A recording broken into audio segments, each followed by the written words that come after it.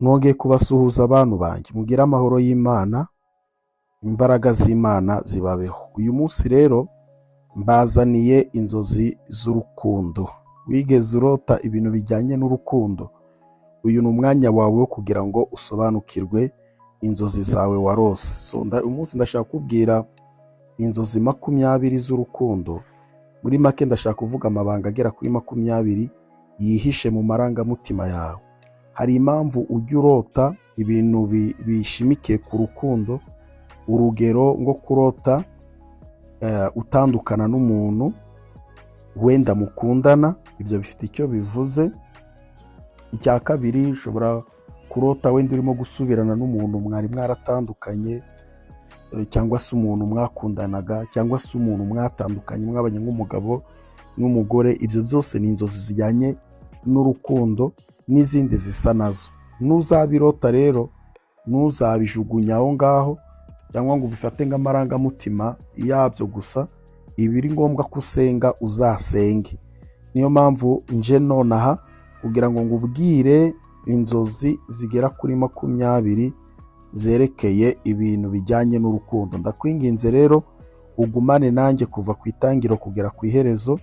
Ndagerageza kubinyuramo nirukanga mu magambo make, kandi icyo nzi ni uko uri busobanukirwe. Kandi mu mpera ndaza kukubwira izindi nzozi abantu benshi bakunda kurota. Imana ibaha umugisha. Nyuma reka dutangire mu izina rya Yesu.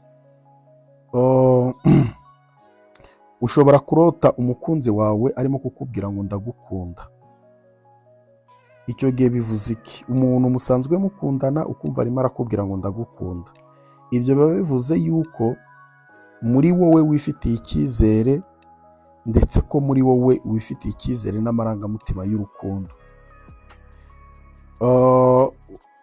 Icya kabiri, biba bivuze yuko hari icyizere mu rukundo rwawe, cyangwa se bigasobanura yuko ushaka ko urukomera cyangwa se rukomeza rukabaho. Icya gatatu, ni ikimenyetso cy'ubusabane bwiza hagati yawe n'umukunzi wawe. Muri icyo gihe nyine biba bisobanuye yuko Imana irimo kukubwira ko imimerere, connection ni nzima, kubera ko uko ukundanye n'umuntu ntabwo biba bivuze ko kuko amarangamutima y'abahura n'ayawe. Hari umuntu ukubwira ngo ndagukunda atagukunda, afite ibintu ari kuguprofitaho. Ariko niba umuntu mukundana koko by'ukuri, no mu nzozi bikagaruka kubwira ko agukunda, biba bisobanura ibyo bintu uko ari bitatu uko mbikubwiye. Icya kabiri, kurota, ushobora kurota haje umuntu mushya mu rukundo. Kurota umuntu mushya mu rukundo, kurota wakundanye n'umuntu mushya mu rukundo, ibishatse kuvuga iki? Bishatse gusobanura yuko muri wowe hari impinduka zigiye kubaho, cyangwa se muri wowe ufite icyifuzo cyo gushaka impinduka. Icya kabiri, bivuze yuko mu gihe kiraza ugiye gutangira igikorwa gishya. Ushobora kurota urimo gukundana n'umuntu mushya, ntumubone, ntumumenye, ariko ukabona ko hari umuntu mwakundanye. Ibyo bishatse kuvuga ko hari icyifuzo cy'impinduka. Icya kabiri, bishatse kuvuga ko mu gihe kigiye kuza ugiye gutangira igikorwa runaka gishya. Si ngombwa ngo aba ari urukundo, ari ngombwa ngo aba ari uwo mukundana. Oya, biba bigaragaza ko hari igikorwa gishya ugiye gutangira. Icya kabiri, nanone bivuze ko hari amahirwe mashya y'urukundo cyangwa se ubushuti. Uvuga ngo haba hari amahirwe Imana ishobora kuba igiye kukuzanira yerekeranye n'ubukundo cyangwa se ubushuti. Bishobora kuba hari inshuti igiye kuza mu buzima bwawe, cyangwa se ari urukundo rugiye kuza mu buzima bwawe. Rero icyo nakubwiraho ni inama. Iyo bigenze gutyo, fata igihe cyo kumenya neza uwo muntu mbere yo kwiyemeza. Niba urose ukundanye n'umuntu, ushobora no kurota umuzi.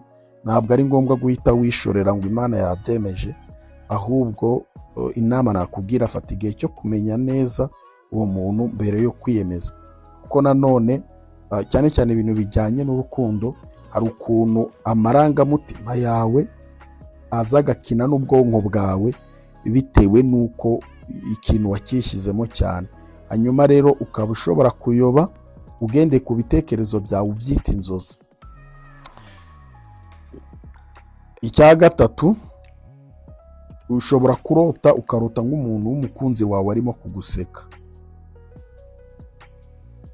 Uramurose, urose arimo kuguseka, ariko urumva kuguseka ukumva ntacyo bigutwaye, kuko guseka biri mu buryo bubiri. Ushobora kuguseka ukumva birakubabaje, icyo gihe haba harimo ikibazo, biba bivuze yuko wowe urimo urakunda wenyine, biba bivuze ko hari ibintu byinshi akugayamo nubwo atabikubwira. Ariko niba urose ukabona arimo kuguseka ariko ukabona ntacyo bigutwaye, nyine urose arimo kuguseka, ibyo biba bivuze ko muri wowe wishimira urukundo rwanyu, kandi ko muri wowe wumva amahoro mu mutima. Uruvuga ngo icya kabiri, biba bivuze ko hari ibyishimo hagati yanyu. Niba ubirose gutyo, biba bivuze ko hari ibyishimo hagati yanyu. Inama nakubwira rero, komeza kugaragaza amarangamutima yawe neza, hanyuma niba wari urimo bigura intege bijyemo cyane, kuko Imana iba yabikonfirimye kabisa, biba bimeze neza. Icya kane, ushobora kurota uri mu rukundo rutavugwaho rumwe. Ukabona nyine wagiye mu rukundo, ariko ukabona bamwe bari kuvuga ati ni sawa, abandi ukabona ntibabyemera, abandi ukabona muri urwo rukundo harimo abatari gushaka uwo muhungu cyangwa uwo mukobwa, ukabona. Ibyo bisobanuye iki rero? Biba bivuze yuko hari impungenge cyangwa se ukutumvikana mu rukundo. Niba hari umuntu mukundanye, umenye yuko hari impungenge cyangwa se ko hagiye kuza kutumvikana mu rukundo. Icya kabiri, umubano wanyu ugiye kugira ikibazo. Rero niba hari ibintu utamushima cyangwa wakunenga, icyiza ni uko mwafata umwanya mukabiganira. Icya gatanu, ushobora kurota ukabona umuntu murakundanye, ati n'umugabo wawe, n'umugore wawe, cyangwa se muri abafiyanse, ukabona murakundanye nta kibazo, ariko wajya kurota mu nzozi ukarota urukundo rwanyu rutangiye gucika, hariho kutitanaho, hariho kutagira gute. Ibyo ntabwo biba bisobanuye iteka yuko uwo muntu urose gutyo agiye kugusiga, oya, cyangwa se ko hari igihe kigiye kugera agahinduka, cyangwa se ko urukundo mufitanye uwo mwanya yuko arimo kukubeshya, ariko ko hari ukundi kuntu bizagenda. Niba urose urukundo rurimo gucika kandi ubona umuntu wawe mu buryo busanzwe butari inzozi mukundanye, biba bivuze ko hari ubwoba ufite muri wowe bwo kubura umuntu ukunda. Kuvuga ngo ubwoba bwawe bushobora kukuzanira inzozi zikakwereka ko nyine wa muntu urukundo rurimo gucika mu nzozi, ariko mu buryo busanzwe akenshi urose urukundo rurimo gucika, biba bisobanuye ko hari ubwoba wowe ufite, biba bigaragara ko uwo muntu koko umukunda, ahubwo kugira ubwoba bwo kuba wamubura. Ikindi, icyo ni kimwe. Icya kabiri, nanone biba bivuze ko mukundana ariko hari ibintu utavuga cyangwa se utari wasingira neza. Hari ukuntu umuntu muba mubanye munakundanye, ariko ukumva ntumushyikira, ukumva nturimo kumukabuta neza. Rero iyo bimeze gutyo, icyo uba ugomba gukora ni ugusenga, kandi nanone ntabwo uba usabwa kurekura urukundo rwawe, ahubwo uba ukwiye kurukomeza, ndetse ukagira n'igihe cyo kuganira neza mu gihe nyacyo. Turebe ubusobanuro bwa gatandatu. Wigeze se urota uri kumwe n'umuntu ukunda cyane? Biba bivuze yuko Imana igiye kukuremera umutima wuzuye ibyishimo. Icya kabiri, biba bivuze ko muri wowe Imana igiye ufite ubushake bwo kugaragaza amarangamutima. Inama nakugira rero, uwo muntu uri kumwe n'uwo muntu ukunda cyane, ubwo biba bivuze ngo ufata umwanya umwereke ko umukunda, ariko wibuke ko ufata umwanya umwereke ko umukunda. Hanyuma reka turebe ubusobanuro bwa karindwi. Hari umuririmbyi w'isi wajya ndera sinzi izo baririmbyi, umuririmbyi wajyaga uririmba ngo nturare utabivuze iby'ejo bibara b'ejo. So rero uramenye ntukajya urara ubwo niba urose uri kumwe n'umuntu ukunda cyane, so biba bivuze ko umutima wuzuye ibyishimo, amarangamutima yawe arimo yuzuye ibyishimo. So icya kabiri biba bigaragaza ko ufite ubushake muri we bwo kugaragaza amarangamutima yawe kuri we. Inama rero nakubwira ni uko wafata umwanya wo kumwereka ko umukunda. Rero ikindi muba mudakwiye kwibeshyaho kurota uri kumwe n'umuntu ukunda cyane, kuko umuntu ushobora kumukunda cyane ariko atanagukunda, cyangwa se atagukunda cyangwa atanagukunda na buhoro, ariko wowe ukamwishyiramo ukamukunda cyane. Rero iyo umurose umukunda cyane, so ni igihe cyawe cyo gufata umwanya wo kumwereka ko umukunda, kugira ngo nawe umushyire muri iyo mudu, nawe yabisobanura ko umukunda cyane, ngo ubwo byabaye ihame ngo nzamutereta bizemera. Muvandi, ibyo bintu ndagira ngo ubyumve neza. Reka twigire ku cya karindwi, ndabona turi gutinda. Kurota umuntu mwashakanye cyangwa se umuntu mukundana aguhamagara, biba bivuze ko hari ubushake bwo kwegerana hagati yanyu mwembi, cyangwa se ko Imana igiye gukomeza urukundo hagati yanyu, cyangwa se bigasobanura yuko hari umunyururu ukomeye cyane w'urukundo ugiye kubaboha, urimo kubaboha. Ni ukuvuga ngo hari konegisiyo yuzuye hagati yawe nawe. Icya munani, ushobora kurota umukunzi wawe akubera umunyenga. Akubera umunyenga, ushobora kurota ukarota umukunzi wawe akubera umunyanga, cyangwa se ukarota nyine mu rukundo bigenda nabi. So icyo gihe rero biba bivuze ko mu marangamutima yawe hari impungenge, cyangwa se bikagaragaza ko hari icyizere gike mu rukundo. So ubwo aho ngaho biba bivuze ko nanone hari ikibazo cy'ubwizerane, cyangwa se gucika intege. Reka turebe ubusobanuro bwa 9 kugira ngo twihute. Kurota urukundo rwawe wumva rwananiwe rwose, ukumva urukundo rwawe rwananiwe, kumva nyine nta byiyumviro ugifite ku muntu runaka. Bivuze ko hari intimba ufite muri wowe, cyangwa se ko muri wowe ubifitemo ubwoba bwo kuba wabura umuntu ukunda. So icya kabiri, ukumva urukundo rwawe rwananiwe cyangwa rwacitse intege mu nzozi wabirose, ibyo nanone biba bishobora gusobanura ko muri wowe urimo kumva hari umubano wawe hagati yawe n'umuntu mukundana wumva utarimo guhinduka, nyine ibintu bihora ari bya bindi, ukabona umubano wanyu wanze guhinduka. Reka turebe ubusobanuro bwa 10 kugira tugere ku musozo. Kurota, ushobora kurota umukunzi wawe akwiyegereza cyane. Ibyo bisobanura iki? Ibyo biba bivuze yuko urukundo rwanyu rugiye kugira imbaraga, kandi ko muri wowe wifitiye icyizere. Icya kabiri, bisobanura yuko umubano wanyu urimo kurushaho gukomera. Reka turebe ubusobanuro bwa 11. Ushobora kurota urimo kugurira umuntu ukunda, umukunzi wawe, impano. So ibyo bivuze iki rero? Bivuze yuko mu gihe kizaza ugiye kugira umunezero ndetse n'ubushake bwo gutanga ndetse no kwakira. Hanyuma ikindi, bivuze yuko hari ubumwe bukomeye, Imana igiye kubaremera ubumwe bukomeye hagati yanyu mwembi.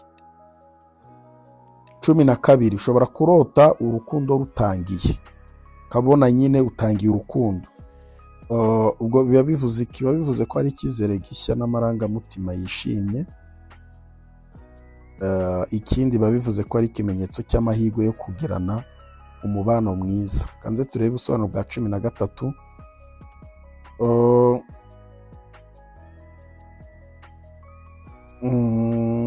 ushobora kurota mufatanye amaboko. Ushobora kurota nyine nk'umukunzi wawe agufashe ukuboko, biba bivuze yuko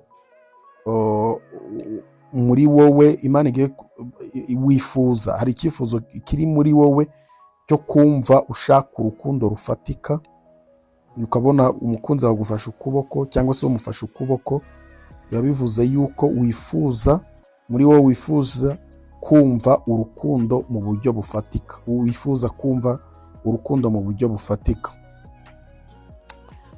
Ibyo ni ibintu ukwiye kumenya. Hanyuma reka nze turebe ubusobanuro bwa 14. Kurota uri gukundana n'umuntu utazi.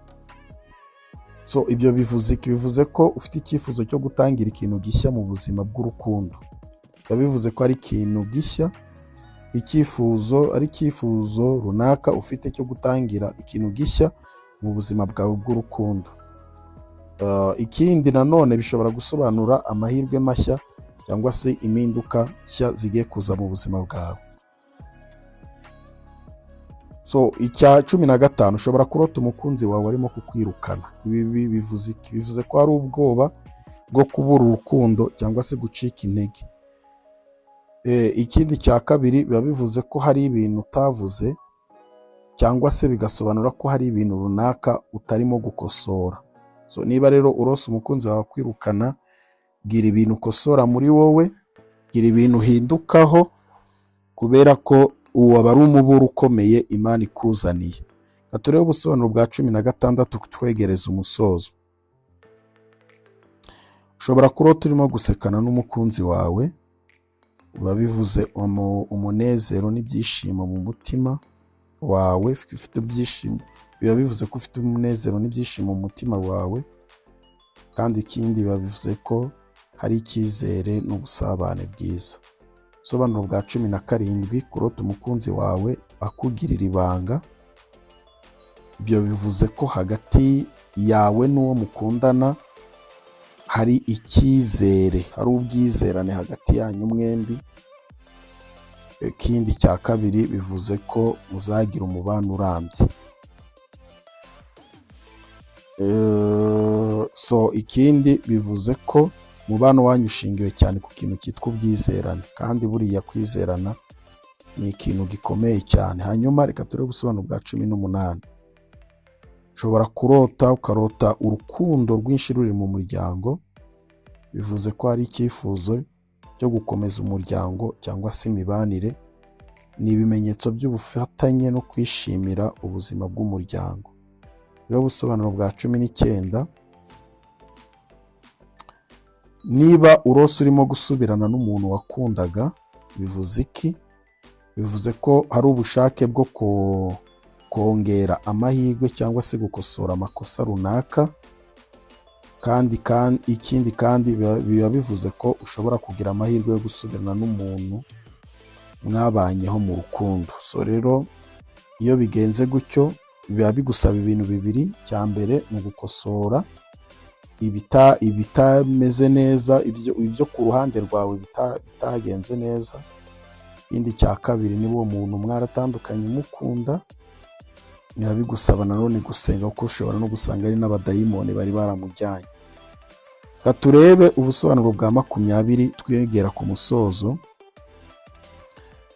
Kurota urukundo rufite amahoro n'ibyishimo, bivuze ko muri wowe wumva utuje, wishimye mu mutima.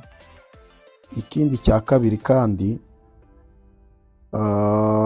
ntari nagera ku cya 2, ndabibutsa ko tugira amateraniro online yo gukubita abazimu kabisa. Ni amateraniro ya deliverance abera kuri Zoom Meet, ndetse no kuri YouTube live, memu na TikTok. Ushatse kubana natwe rero uratwandikira, hanyuma tukaguhereza nimero ukaza ukabana natwe. Tubonye Imana ikora ibintu biremereye. Imana irimo irabohora abantu.